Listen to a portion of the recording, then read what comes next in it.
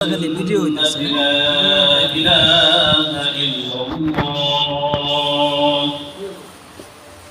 আলহামদুলিল্লাহ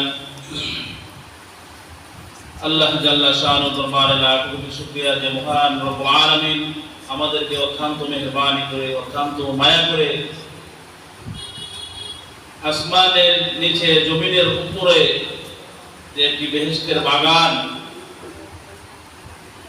তো কোরআন উৎপাদনের ক্ষেত কারখানা এখানে আসার বসার কোরআন তেলাওয়াত করা আল্লাহ রাব্বুল আলামিন আমাদেরকে তৌফিক দিয়েছেন এজন্য সুবহানাহু ওয়া তাআলার দেয়া জবাব থেকে জোরে জোরে শুকরিয়া আদায় করে বলি আলহামদুলিল্লাহ আলহামদুলিল্লাহ আরো শুকরিয়া আদায় করি যে মহান রব্বুল আলামিন আমাদেরকে এত ফিতনার জামানার ভিতরেও আমাদেরকে এত সুন্দর পরিময় আমাদেরকে সুযোগ করে দিয়েছেন কোরআন তেলাওয়াত করার জন্য। আমরা সবচেয়ে দামি জিনিস আমরা ব্যবহার করতেছি, আমরা সবচেয়ে দামি জিনিস পাইছি, দামি নবী পাইছি হযরত মুহাম্মদ সাল্লাল্লাহু আলাইহি সাল্লাম তার উম্মত। আমরা সবচেয়ে বড় গ্রন্থ তেলাওয়াত করতে পারতেছি, তার নাম হলো আল কোরআনুল কারীম।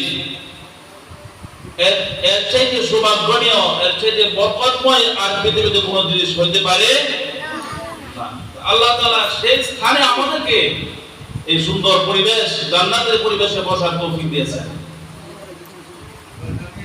সংক্ষিপ্ত একটু আলোচনা করি যে আজকে যে দারুত তাহফিজ ওয়া সুন্নাহ মাদ্রাসার সম্মানিত সভাপতি হযরত খানকায়ে সুলতানিয়ার সভাপতি হযরত মুআল্লাম হযরত মাওলানা কারি সুলতান আহমদ ফুলপুরি সাহেব, উনি আমার অত্যন্ত খুব কাছের একজন ভালো মনের অধিকারী, একজন আমার উস্তাদ। উনি আমার উস্তাদ, আমার নাম মাদ্রাসা, আমি ওনার ছাত্র। আসলে এই চেয়ারে বসার যোগ্যতা আমার নাই, তারপরে আমার উস্তাদে যেহেতু আমাকে রিকোয়েস্ট করছে আমার ভাইনা হাফেজ হযরত মাওলানা লোকমান হোসেন সাহেব, আমার অত্যন্ত আদরের পরিজাত টুকরা ভাইনা, ওনার অনুরোধে আমি এখানে বসলাম। আসলে সেই চেয়ারের যোগ্য আমি নয়। আমাদের উদ্দেশ্য হলো যে আমাদের কলম, আমাদের দিল কেমনে পরিষ্কার রাখা, কেমনে গোড়া থেকে বাঁচা থাকে।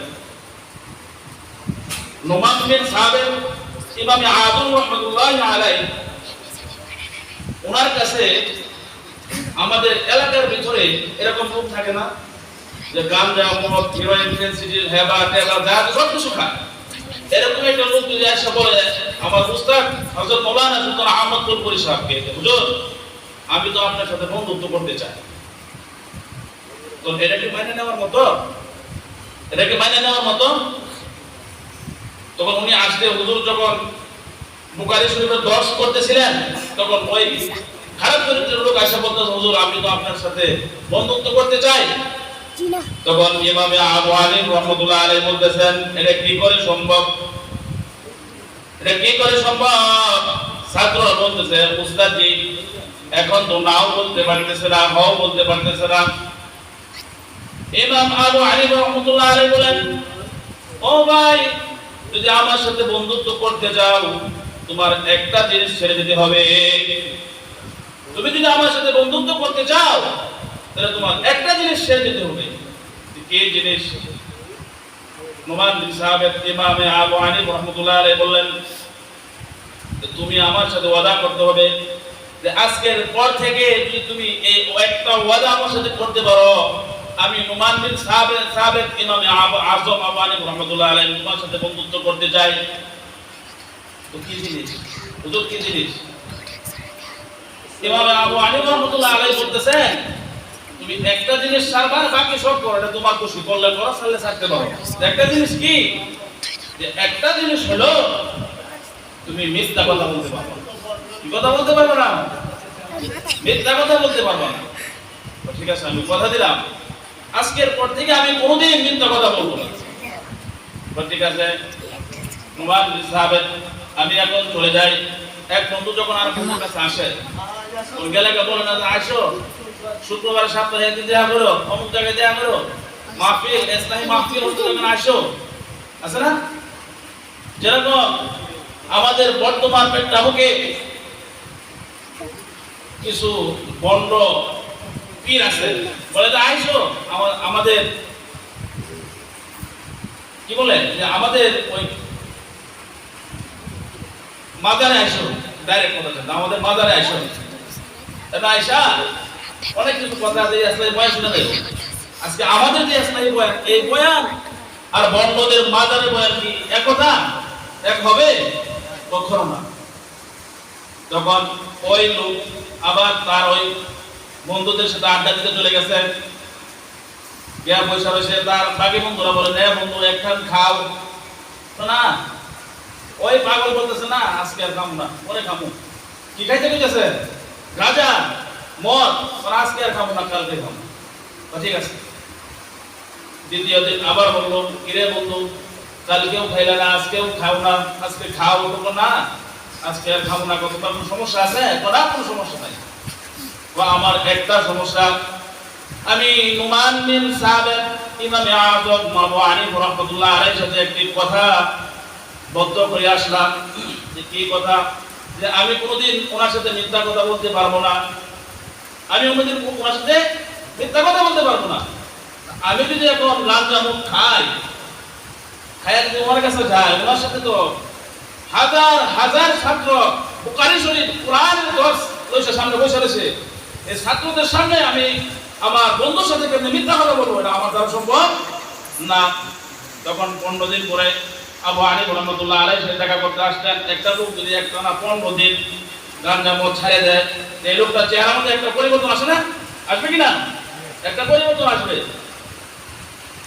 তখন ইমাম আবু হানিফা রাহমাতুল্লাহ দূর থেকে দৃষ্টি দেখতেছে যে আমার বন্ধু মনে হয় সব ছেড়ে দিচ্ছে, বোঝা যাইতেছে, তার সব কিছু বোঝা যাচ্ছে যে হ্যাঁ গাঁজা মদ এসিডি হিরোইন এবার কিছু খায় না।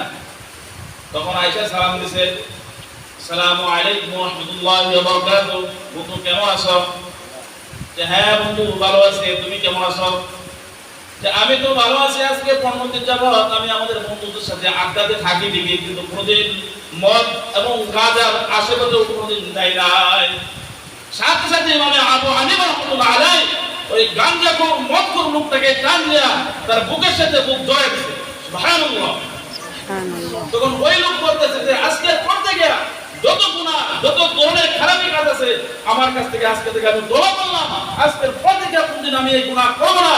আমি যদি একটা গুনাহ ছেড়ে দেওয়ার কারণে ইমাম আবু হানিফা রাহমাতুল্লাহ আলাইহির সাথে বুকের সাথে বুক মিলাতে পারি, আর সব গুনাহ যদি আমি ছেড়ে দিতে পারি, আমার হযরত মুহাম্মদ সাল্লাল্লাহু আলাইহি সাল্লামের সাথে আমার পুরোপুরি সম্ভব হবে।